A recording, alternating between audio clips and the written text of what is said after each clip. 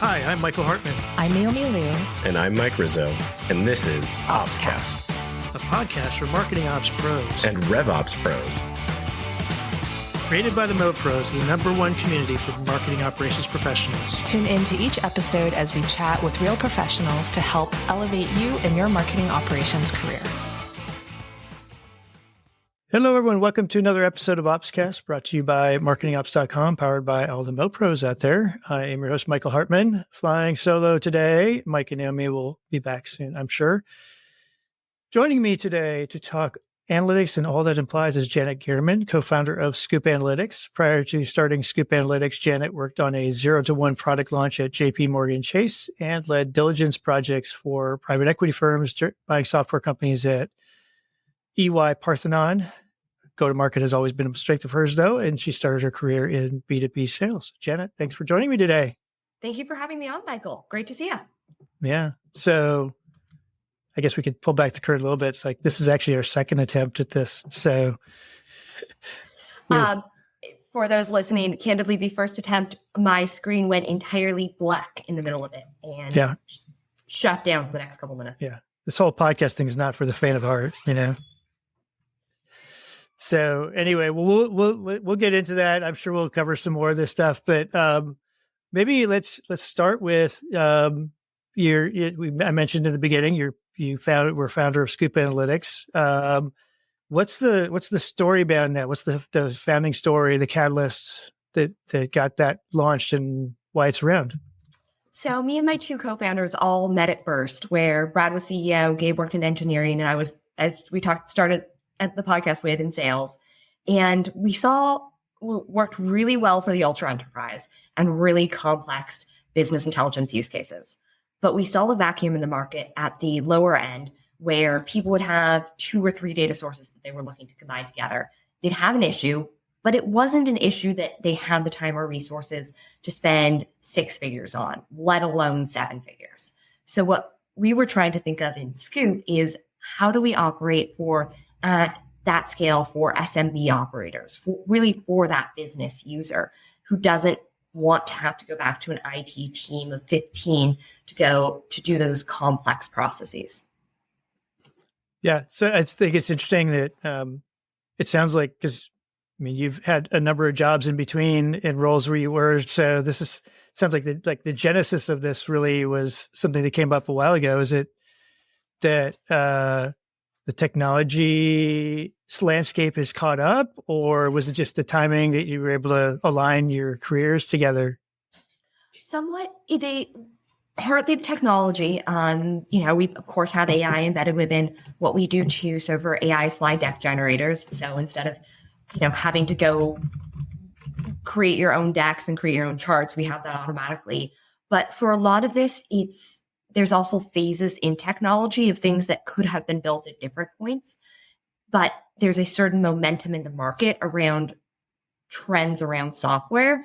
And right now what we're seeing, what we saw probably the 90s, 2000s was very large BI implementations. Those were the Oracles of the world. What we saw in the 2010s was a slight shift towards more front-end visualization tools. So that's where you have the Tableaus and the Lookers and the Power BIs. What we're seeing now is people recognize, all right, it's great to have a data visualization tool, but really there's about 6 steps to a BI process. Step 1, you have the data. Step 2, ETL. Step 3, it's being stored somewhere. Step 4, you normalize it for consumption. Step 5, that's the data visualization layer. And then what people often forget about too is step 6, you're presenting it to somebody. And what we've seen in the trend is people want to be able to have one person do all 6 steps. And Scoop is the first tool where one person can do all 6 steps. Okay. Yeah, it's funny that you talk about how technology. So the reason I asked about the technology piece is when I moved from doing management consulting, doing stuff in like financial data warehousing stuff, to doing marketing, it was to build a marketing database. And at the time, it was a 50 million household database for, at the time, GTE, big telecom. And the technology to do it, basically we had to outsource it, right? Like we needed mainframes and lots of processing power and all that. So it's interesting to me that now some of that stuff like you just described could be done.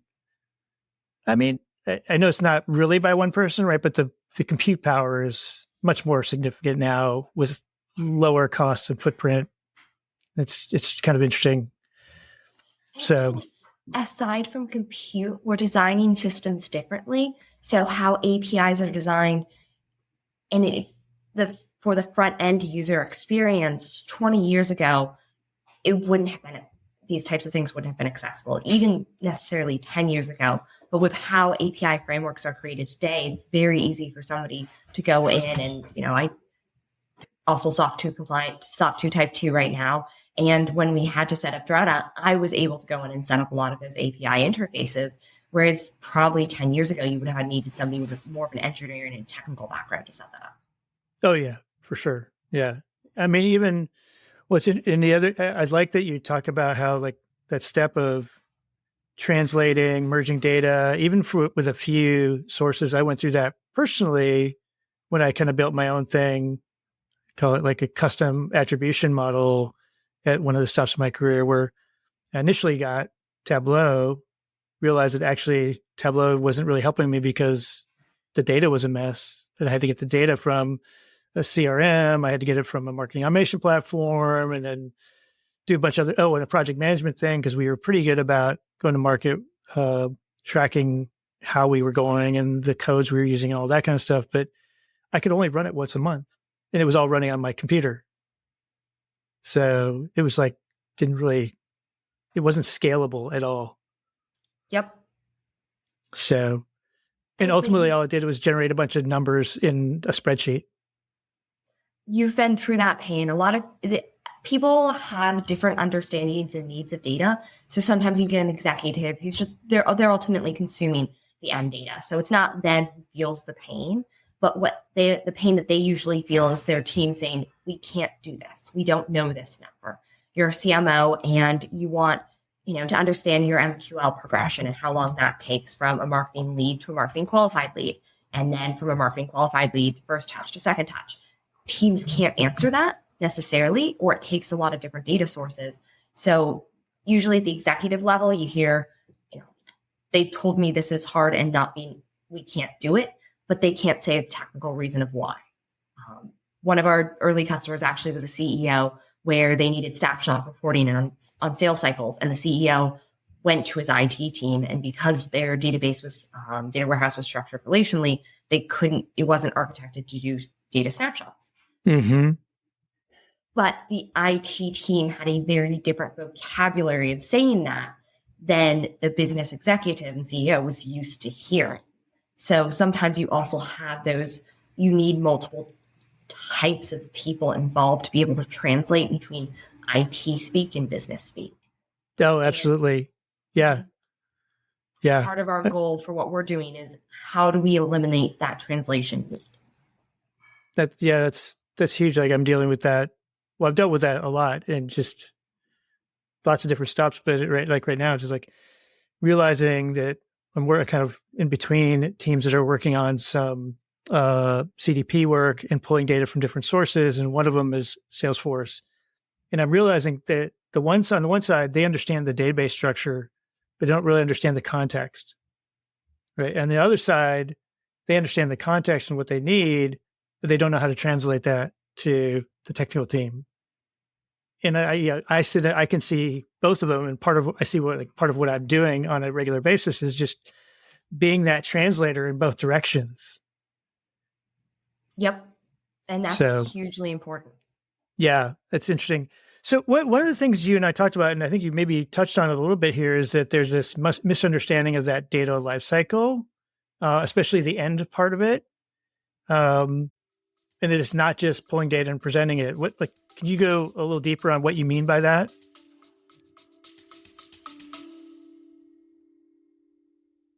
Hey everyone, Mike Rizzo here, CEO of marketingops.com and co-host of OpsCast.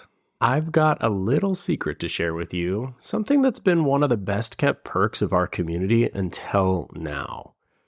At marketingops.com, we've built a hiring program that's changing the game for marketing operations recruitment, and we're finally sharing it with the world. Our community is over 22,000 strong, and within that, we have over 4,400 members who are actively and passively seeking new opportunities. These are seasoned professionals with skills and experience spanning platforms like HubSpot, Pardot, Marketo, and so much more. Plus, we can help you fine-tune your outreach, targeting exactly the right candidates by region, years of experience, seniority level, or even agency experience. But here's the real cherry on top. When you hire through our program, your new team member gets a free membership or a virtual ticket to our annual conference. From day one, they're not just stepping into a new role, they're getting access to the training, networking, and support they need to hit the ground running. So if you're ready to unlock this incredible opportunity, it's time to let this secret out. Visit marketingops.com and find your next star teammate today. Thanks for listening, and as always, keep optimizing. Sales were 75 million last year. Say that. A CEO hears that. Is that good or bad? Right. It depends on, is that up? Is it down? Is it up in the correct areas? So oftentimes what you'll get from that chart is, here's the KPI. No business just needs a number. They need why. Is that right? You hear, we see all the times, and Wall Street Journal or New York Times, okay, so-and-so company, their stock, they hit earnings and they hit their forecast and the stock dropped by 20%. You're like, wait, they did it. They exceeded it and the stock dropped. Why? And that's because of certain other factors. So the number alone, and what people focus on so much is, can I get this number? And what they tend not to focus on is, great, I've got it. It's the first of the month. What do I then action based on? How do I need to keep track of this number over time?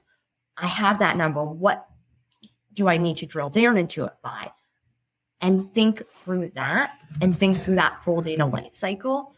Whereas so often, we're all guilty of this in some way at times, where we're so focused on getting the thing done that we forget the reason that we're actually doing it. Yeah.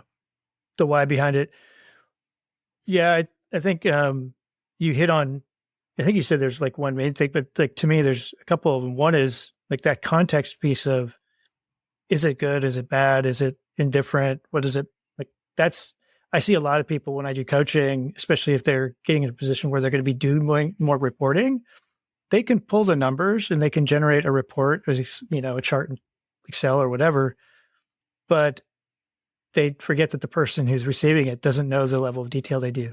Right. So that's part one. Part two is, most often what I see is then, you generate a chart and it's like, there's this one spot where there's a spike or a dip in the otherwise sort of relatively consistent trend, trend.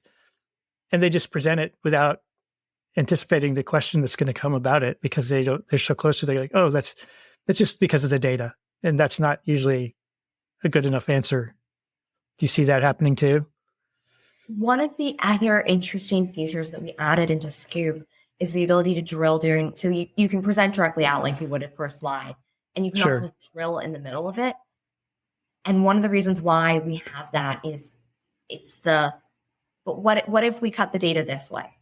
And it's that constant question that you get. So you're staying up late, creating the Monday morning deck, and you've got, okay, here's how many, what revenue that we got by product line, by whatnot. You got all your financials. And then suddenly somebody goes and says, but what about by customer, by product? What about by region? And by industry? Like, I couldn't. Exactly. And the list goes on. Yeah. And you think like, you're so bright. You're like, okay, I did the first cut. Okay, yeah, I've got it by product. I've got it by region. I've got it. And then there's like, oh, it'd be really interesting if we could group it this way too. And you're like, I can get you that information. And then it turns into a follow-up that you have to do afterwards. But if you can just do those basic drilling in the middle of the call, you don't have that follow-up. You can have a conversation about what it looks like, instead of, here's my 5 actions that I have to do after. Here's what I'm going to do based on that. I mean, that's one of the things I always say is like, this reporting and analytics stuff is getting an answer is not the end of it, right? Usually that leads to more questions. There's always additional stuff people want to know. The answer is where the questions start. Yeah. Or vice versa, right? It's this like circle that goes around. I mean, it's just, it's interesting. And it's historically taken a lot of effort, like you said, to do all these things. And so you present the report and then you've got these 5 action items, which means that, and usually if it's coming from an executive, that means it's a high priority for you just because, and then other stuff that is also important, that's more of your day-to-day job, doesn't get done. Mm-hmm. So I'm sure all of our listeners can really, that'll resonate with them. So how do you like that? You've hit on a couple of things that I wanted to kind of go down on. So one of them was these follow-up questions and drill downs and things like that. But also, you mentioned this like snapshot, which I think is an interesting one because I don't think a lot of people outside of kind of ops folks or marketing tech folks or sales ops folks realize that one of the challenges of doing reporting on go-to-market metrics, I'll call it that in general, is that it's always constantly moving, right? So anytime you do a report, as soon as opportunities are a great one, right? If you're doing reporting on the 26th of the month, by the 31st, right, 30th to 31st, it's going to have changed a lot because everyone's doing last end of the month changes all the way into the beginning of the next month. Like, so how do you handle that? Are you doing snapshots of data, or is it like, I'm just curious like how that actually works, because that sounds like a lot of data being added to some database somewhere. It's actually not as much data as you would think. So really big data is, everybody who's clicking your website every single day by every single metric, including like what browser are they using? Which version of iOS and that's giant data. Snapshot isn't giant data, but it's a very specific data format. So what we do is usually there's a unique ID attached with any type of record that can be snapshotted. In a CRM, the unique ID could be the lead ID or opportunity. In Jira, it's the ticket number. In ServiceNow, again, with the different ticket number. So it's essentially snapshot is there's one item and it's changing stages over time.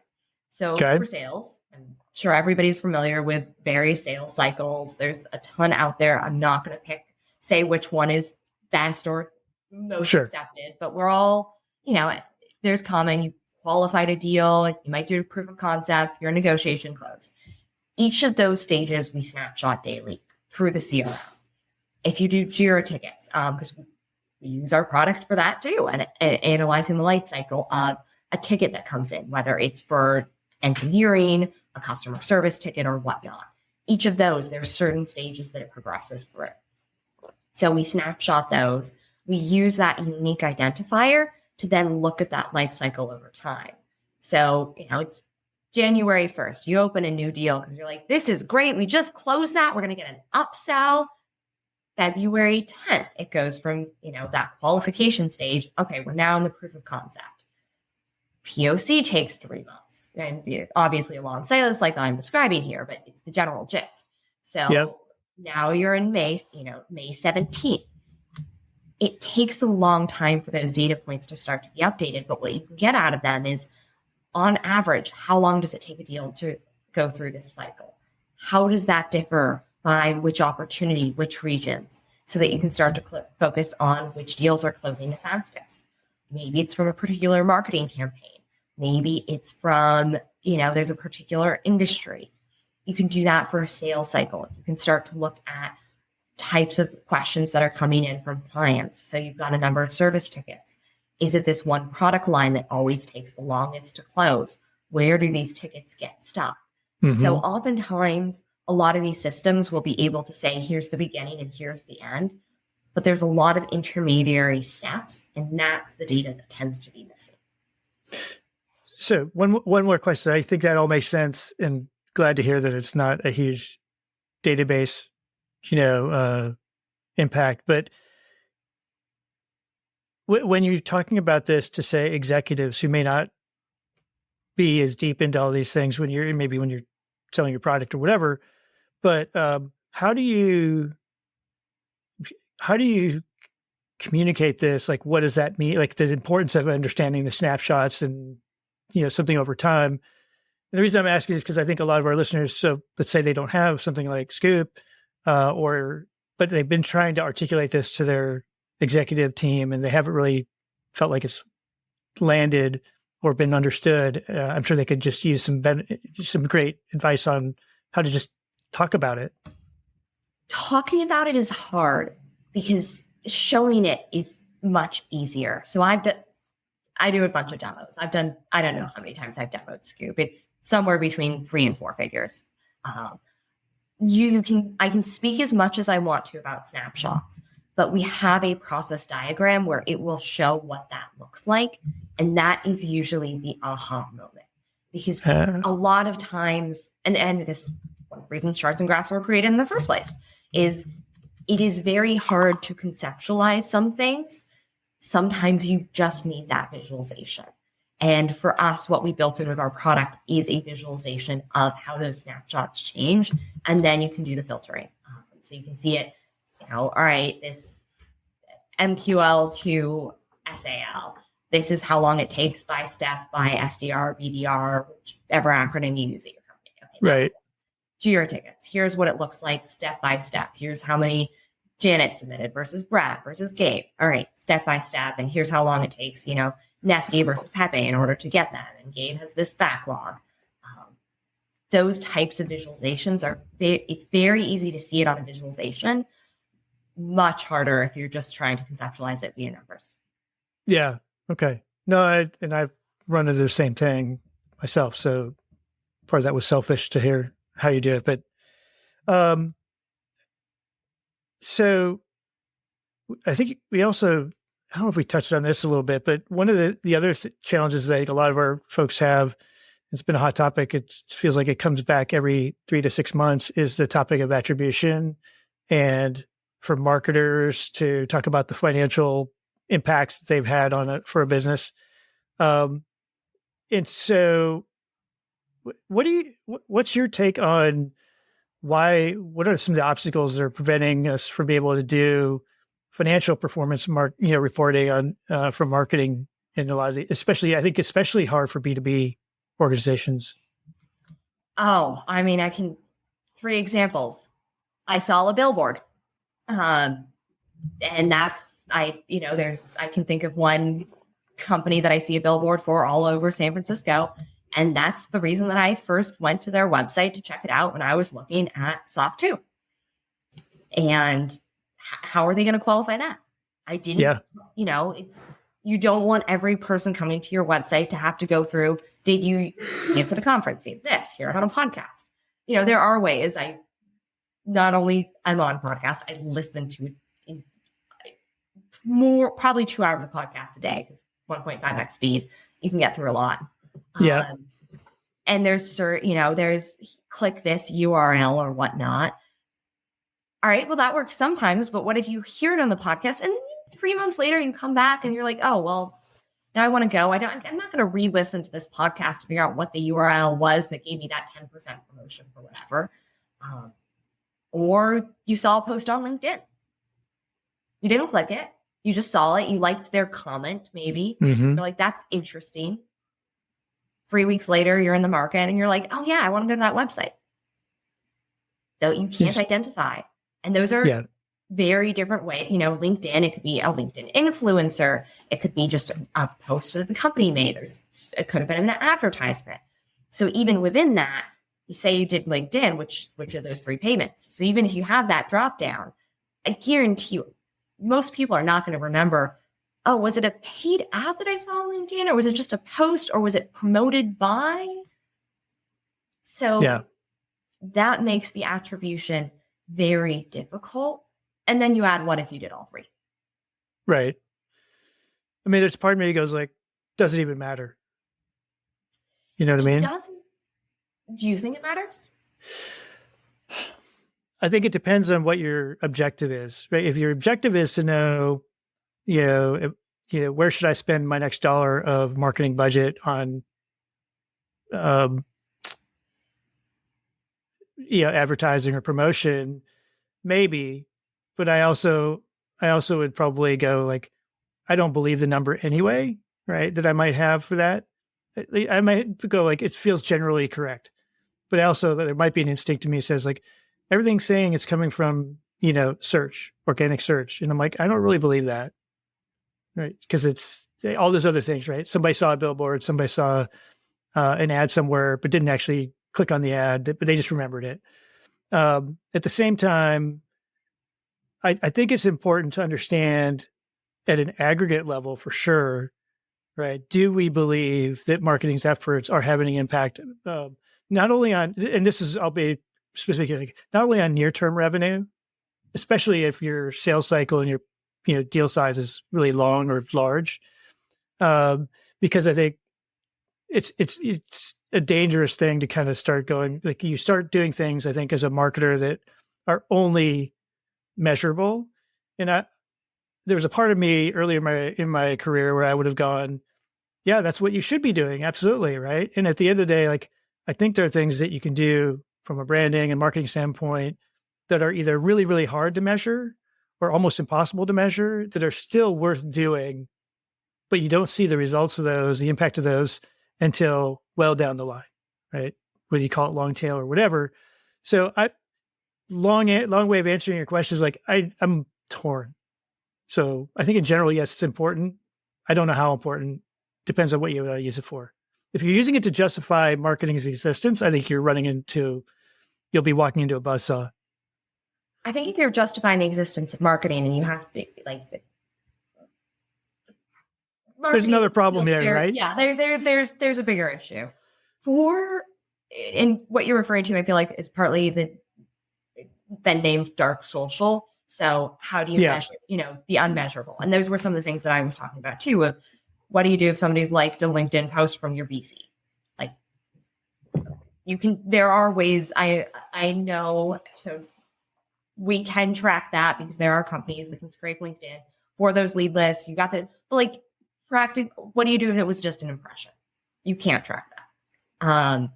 So it's a very interesting problem. I'll add a little quirk to it. I think, to your point, it matters a little less, like, was the number for anything, was it 98 or 210? What more matters is that, say that's the number of leads. What is that relative to? Is that relative to other campaigns? Is that relative to what it performed at last year or last week, depending on the volume? So I think sometimes we do get too wedded to these numbers and then forget it's all relative. It's like, 38 degrees Celsius is roughly 100 Fahrenheit. I think sounds about right. Fahrenheit thermometer when I was a kid, so I had to remember both of which were the fever. Doesn't matter 38 or 100, it means the same thing. What it means is there is I have a fever in my body. Yeah. And what people sometimes get too focused on is it's 38 and not what's that mean. I agree. No, I think that's a good point. In that this is why I like directionally correct, because the other just underlying assumption I have is that all this data is wrong to some degree. And I know probably everyone in our audience is going to go like, our data sucks, right? Because everybody says that. I'm like, so what? Like, that's just the reality of what it is. So when you do reporting based on your crappy data, remember that. So when you get to a number that says 38 versus 39 versus 41, know that they're all pretty much the same, right? So like, is there that's why I look for directionally correct. And I've gotten away from saying data driven as a marketer, and I prefer data informed. And that's just me being anal retentive about words. But I do think it has a distinction that is important for me, if nobody else, to remember that this data is not great. So we have to be careful about how much we rely on the data. I think you need to rely on data, because what else do you rely on? Gut instinct isn't great either. but you have to remember the context for it. Yeah. And you have to remember, I talk a lot about data storytelling and what is that story? What's the full narrative behind the data? So if you focus too much on one number, not great. Focus on what that story is behind your business. I agree with that. I mean, I also think there are different types of numbers that are best suited to be provided to different audiences. I think it's a mistake in most cases if I'm a marketer who's running say an integrated campaign to present a bunch of like, we had this many impressions and this many clicks and this many leads filled out a form, on this campaign to my CMO, but certainly not beyond the CMO. I'm not saying don't measure it. What I'm saying is like use it for what it's worth. I think a better thing to do with that is first you should have an understanding of what you expect those numbers to be, whether it's based on just raw numbers or as a comparison to other similar campaigns to similar audiences. And you should be hyper-focused when you launch to know, like, are we headed in the right direction to what we expect? And if not, good or bad, right, we should either adjust, or cut it. I'm not a big believer in just letting things run their course. If it looks like, hey, we want to try this creative idea, it's not landing, and we're spending even hundreds of thousands of dollars on paid digital as a channel, for example. If it's not working, let's recognize that and cut our losses, pivot to something else. I don't think a lot of people do that, and they don't look at what it set those expectations, nor do they go back and look at them. And if they do, it's after it's already done and you can't really action on it. Maybe you can learn from it, but probably you don't. And it can be, there's always a mix. You've got to let an experiment play out long enough that you have data. You don't want it to play out too long where you're sinking money into something that you've already identified doesn't work. But there's also what do we do if not this, and that friction of switching. And sometimes it's all right, we're going to let this ad run a little bit longer. It's not performing as well as it should, but it's better than nothing until we find the what next. And sometimes it's all right, we've paid for this conference. Well, X however much money, we've learned that it didn't work, but we're locked in a 2-year contract. So we've got to go back the next year. Yeah. There's so many ways that, two sides of the same coin where sometimes it makes sense, sometimes it doesn't. But I will say a fallacy sometimes people forget is that no decision is a decision. Yes. I think there's a Rush song about that. And if you're choosing not to do something, that is a decision. If you're choosing to just let the status quo exist longer, that is a decision, a constant reaffirming.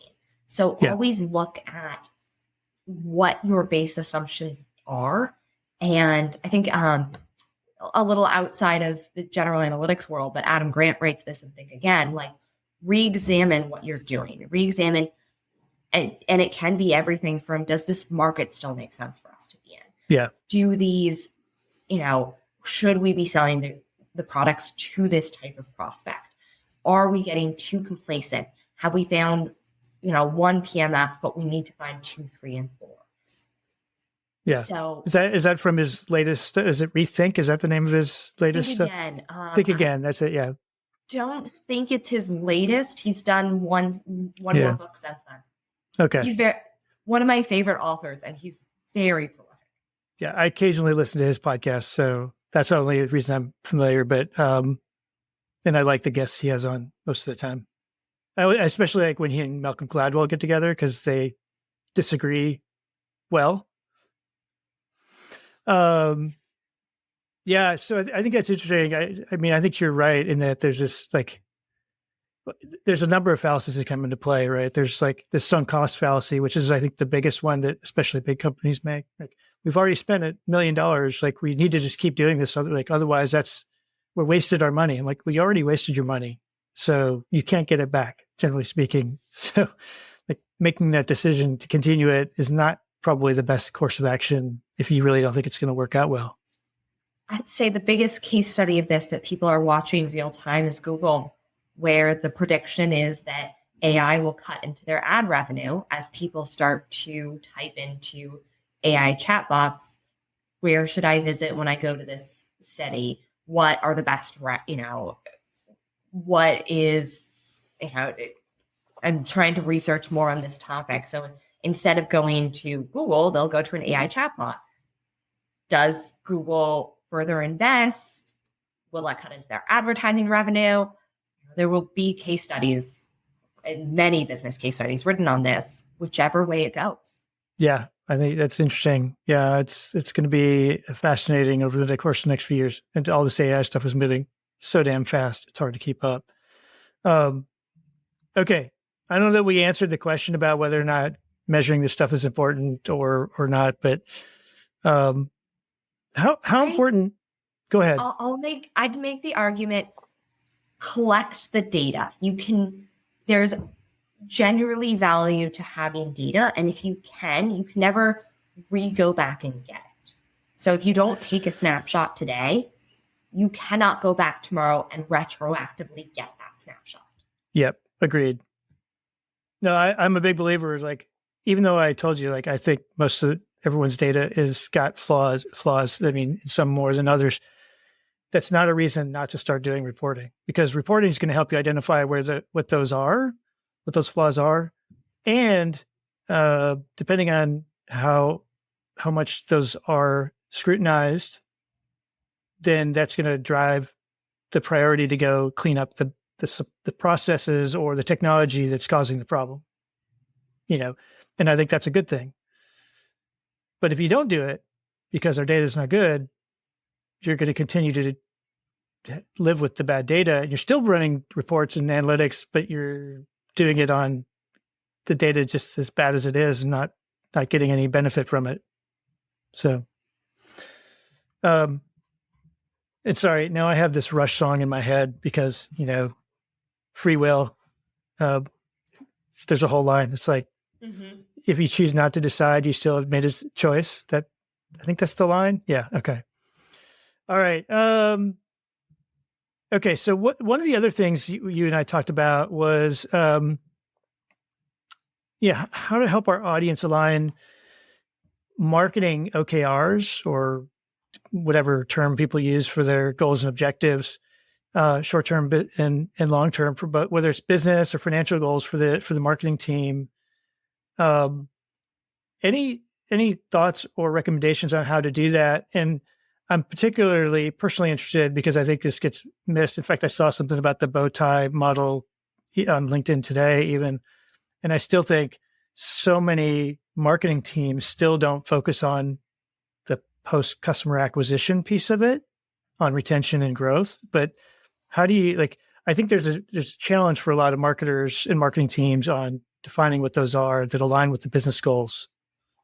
I think one of the challenges for marketing is they're asked so many different things. So they're asked to drive a new business. They're asked for recurring businesses. They're asked for how many new leads are coming in. They're the backbone of the company and so much of the sales. So how do you determine what to focus on? And there's only, there's 24 hours in a day. AI hasn't changed that yet. Let's give it a couple of years. Let's see. Right.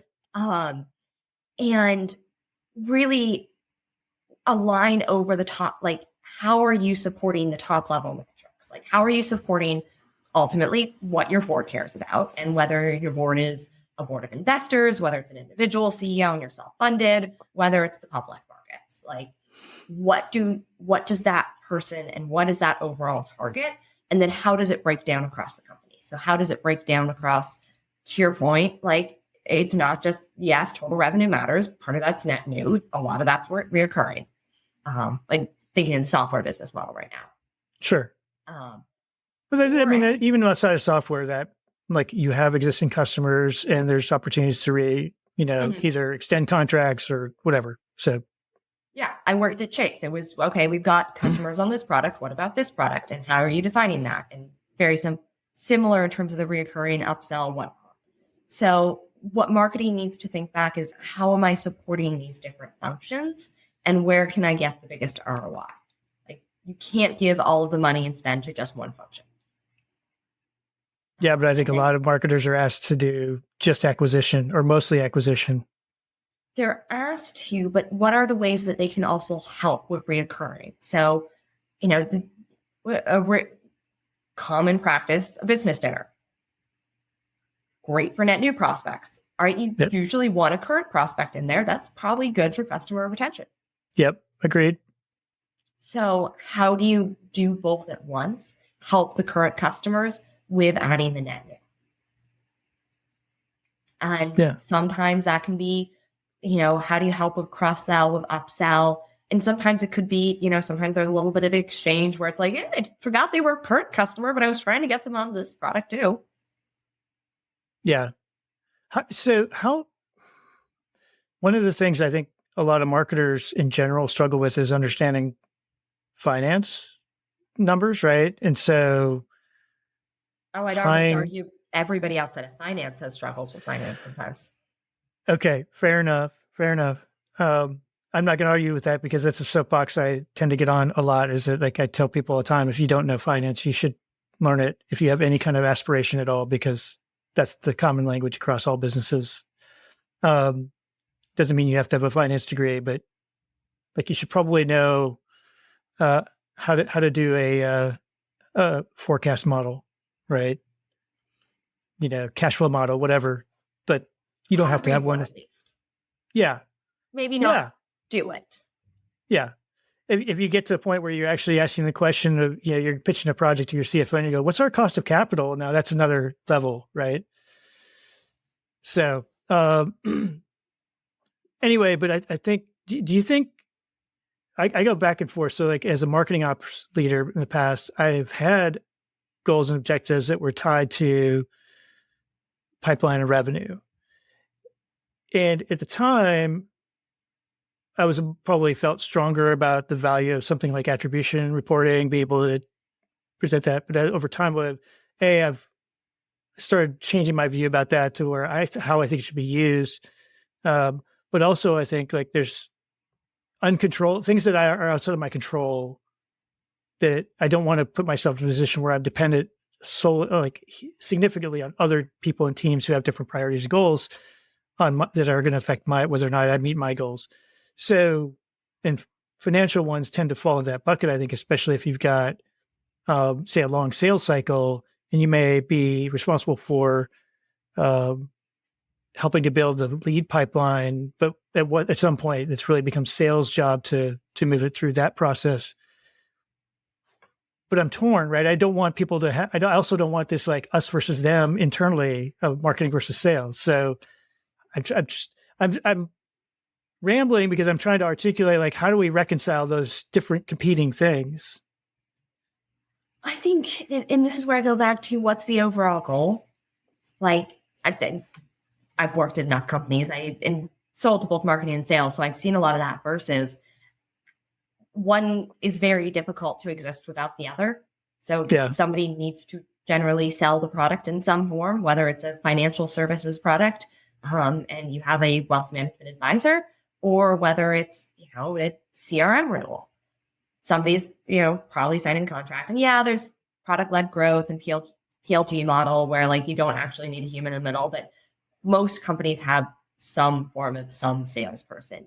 Even the top six self-serve models, like, I'm thinking of like a Slack here, where there's prominent companies. Somebody's also got to market it. You have to find some way of awareness.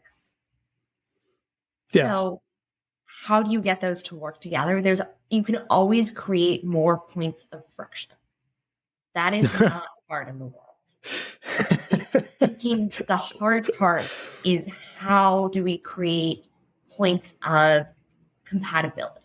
How do we create points of synergy where we're moving together on this? And that's,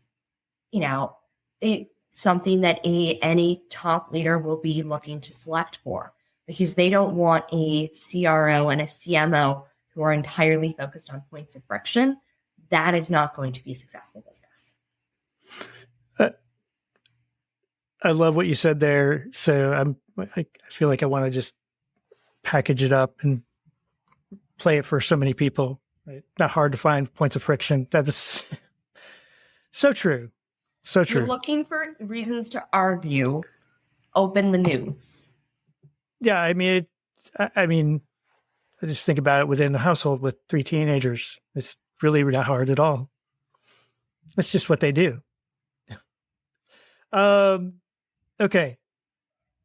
So let's most business leaders don't act like, high schoolers.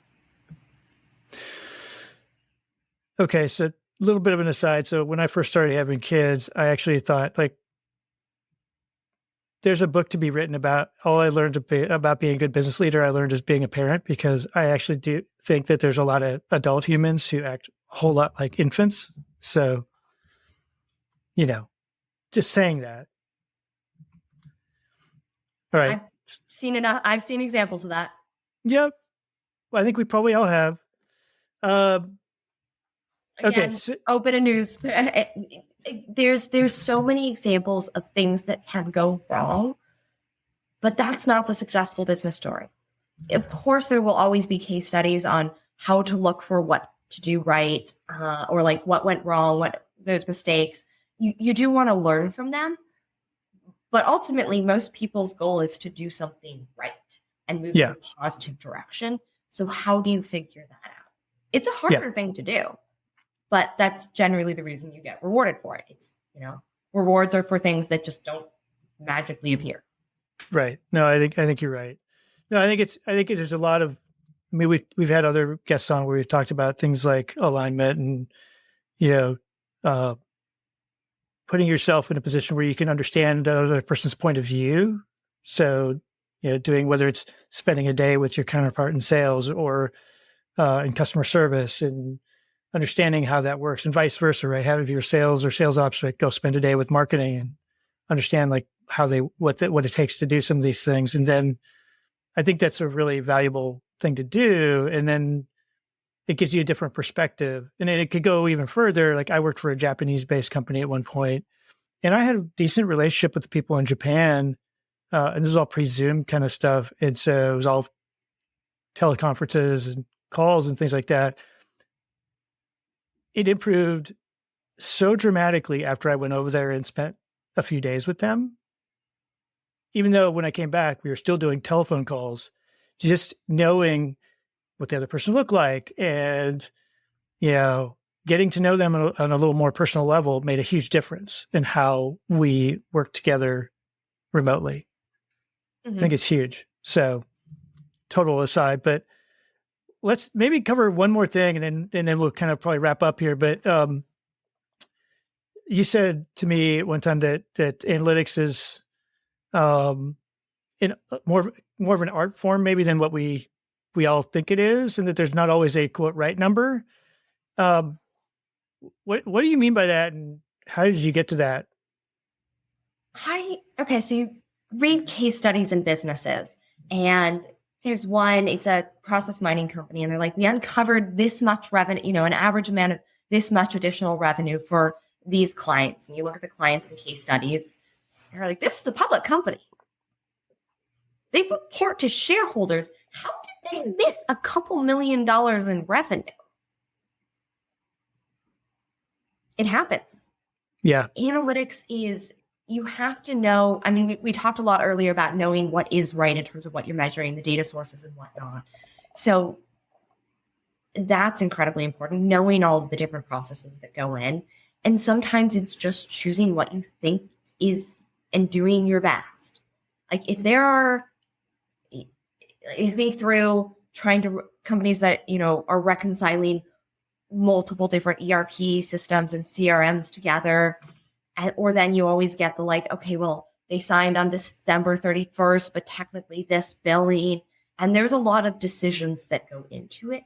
And it's more, yes, there are standard reasons behind them, but it's pattern matching, it's looking, it's not necessarily of course there's, certain finance and accounting rules that you have to fill when you're doing certain things. And I know that, again, seen enough case studies from public companies that are, on the financial markets that attest, I bought this software and it found me an additional, 7, 8 figures in revenue that I forgot about or was missing the billing cycles or just forgot about the client for.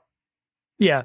So that's a lot what I mean by, and not like, technically, if you get into the philosophy, even money itself is just it's a social construct. So if you break it down at that level, there's plenty to be said. But it's ultimately figuring out what is right. What do we need to measure? How are we telling the story behind it?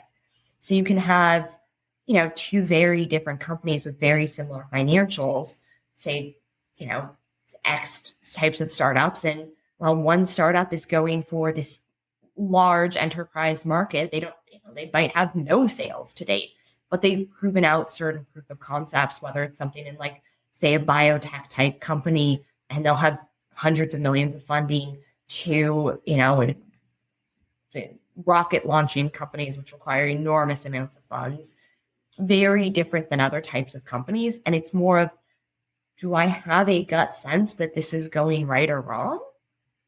Of course there's data points, but it's also, do I think this person can get that outcome? So there is a little bit of intuition to this, even though at one point we said, we shouldn't rely too much on intuition.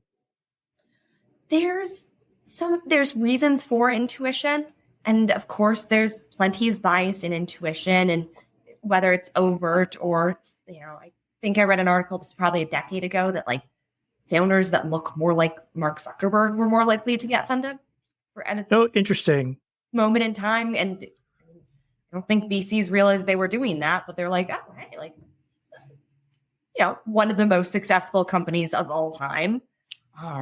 If you had if you got burned on something, somebody reminds you of an old manager who you worked for, it might just be a verbal tick they have. You're gonna want to work with them less. Yeah, that's absolutely true, right? I think I guess the point being, right, is like similar to maybe what I was saying, is like the numbers are not, it's not that they're important, but there's also like knowing how to use the numbers. And maybe to some degree what you're saying is use the numbers to check your own biases, maybe. Rarely do you just put a chart up on screen. There's usually text right by explaining what to get from this chart. Yeah. And that's why I say here's the chart, and we've discussed how those numbers and all the, we probably only touched on some of the different ways that if it's raw data, are you missing? Yeah, it's a very long list there, but also how are you then explaining it to people? What is that narrative? And both parts are important. Yeah. No, I think we didn't talk a whole lot about it. We've kind of glossed over the idea of storytelling, but I'm a huge believer that storytelling is way undervalued when it comes to reporting and analytics. It is one of the most important parts of it, I'd say, because how it's the communication aspect. What are you communicating? How? To who? These are all sorts of the story and narrative, and they're all important parts of how your data will then become actionable. Agreed. Yeah. No, and I think it affects the perception of you and your team, if you will. And it's the irony to me is that I think a lot of marketing leaders, and probably some of the people in our audience, me included, who have failed at doing the storytelling piece of it at different points, to our own detriment, right? I think it undermines credibility fairly quickly, especially if all you do is put up a chart with numbers, and someone starts questioning it, and then they stop believing the numbers, and then they stop believing you. I think many people have had that experience, and I would challenge, honestly can be a great experience to have because it teaches you so much. Agreed. No, I've had people who've worked for me who I try to, if they, I don't force people to do it if they don't want to do it, but those who are interested in it, like I put them in a position, like you did all the work to do the report, like develop the report, you present it, I'll be there for you and support you, and I'll give you feedback after the fact. And the value of having that is that I'm not paying attention to what she's saying. I'm thinking of one person in particular. I was watching the audience, and I was looking at their reactions, and that was part of my feedback. Because I think they weren't getting it, they were getting it, kind of stuff. And so I think that is, I would like to see more leaders able to do that with folks on their teams or coaches or whatever. It's the growth mindset. How are you helping your team grow and become better? Because every person in a company is important. 100%. Well, we've covered a lot of ground today, Janet. So thank you for that. If folks want to keep up with what you're doing or what's happening at Scoop, what's the best way for them to do that? So come follow me on LinkedIn. Our website is scoopanalytics.com. I'm Janet at Scoop. You can figure out how to spell my last name, but if you just type in Janet at Scoop into LinkedIn, I don't know who else will pop up. Janet is not that common of a first name.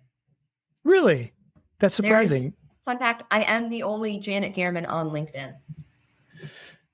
Well, I'm not the only Michael Hartman, which has surprised me, but that's because there are Germans out there. There's not enough Janet Gehrmans.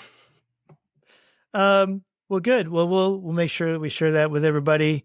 Thank you again, Janet, for sharing your insights. Thank you to our audience for continuing to support us. If you have suggestions for topics or guests or want to be a guest, then reach out to Naomi, Mike, or me, and we'd be happy to talk to you about it.